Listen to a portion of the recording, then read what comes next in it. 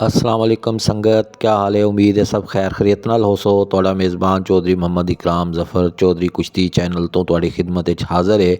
मार्का अज थिया इवें कि अनौसर ऑफ पाकिस्तान उस्ताद जाफर पहलवान घोड़ा भजाई वेंदा हा, हथ स्पीकर हा ते बड़ी तेज़ी छा रोके से हाल वाल किदे से हा सही उस्ताद जी किडे आखी यार कम बड़ा औखा पै गया मैं को कि टाइम घट है तो पूरे पाकिस्तान इतला करनी है तो ही सांगू मैं घोड़े ते चढ़िया वदा।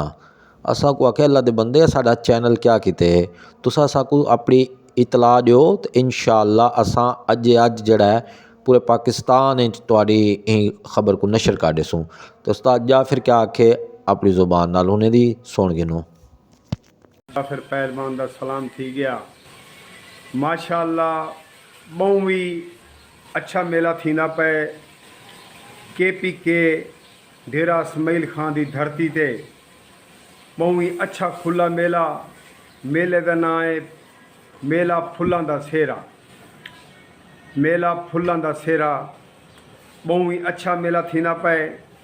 सरदार अली अमीन खान गंडापुर, सरदार उमर खान अमीन गंडापुर, सरदार सैफल खान अमीन गंडापुर बहु ही अच्छा मेला करवेंदे पैन।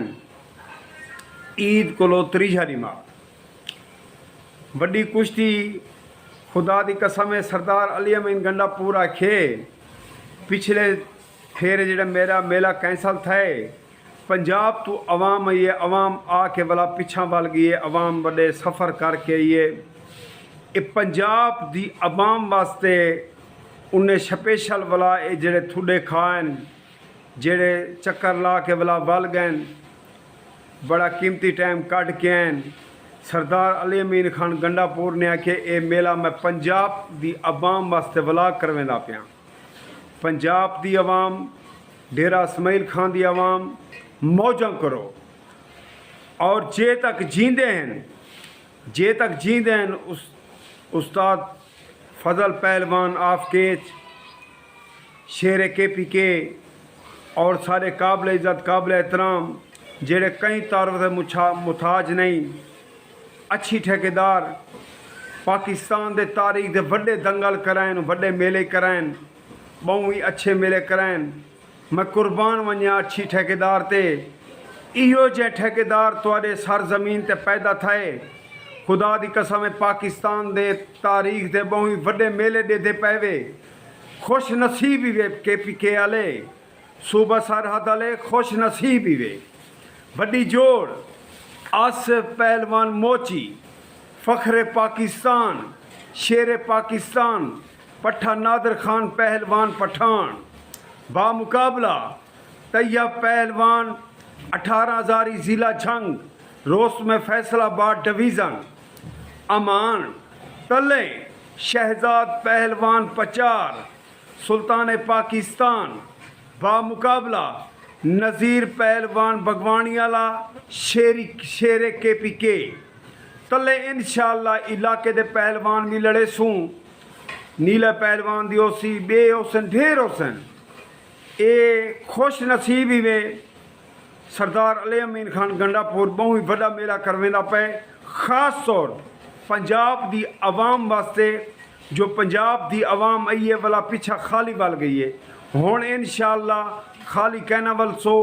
ईद कोलो त्रीजा दिमाग विसाखी स्टेडियम अंदरून शहर विसाखी स्टेडियम डेरा इसमाइल खान दी दिल दे विच विसाखी स्टेडियम शहर दे अंदरून अवे वक्त नाल अवे इंशाअल्लाह 2 बजे कुश्तियाँ शुरू थी वैसन 12 तो 2 बजे दरमियान कुश्तियाँ शुरू थी वैसन।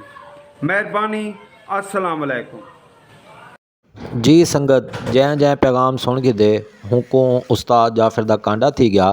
ये ओ कुश्ती है कि जड़ी चंगी भली टिकट नाल भी लोग देखन को सिकदे न ते उस्ताद जाफिर तो दसो कि खुशखबरी सुनेंदा पे बिल्कुल फ्री दी।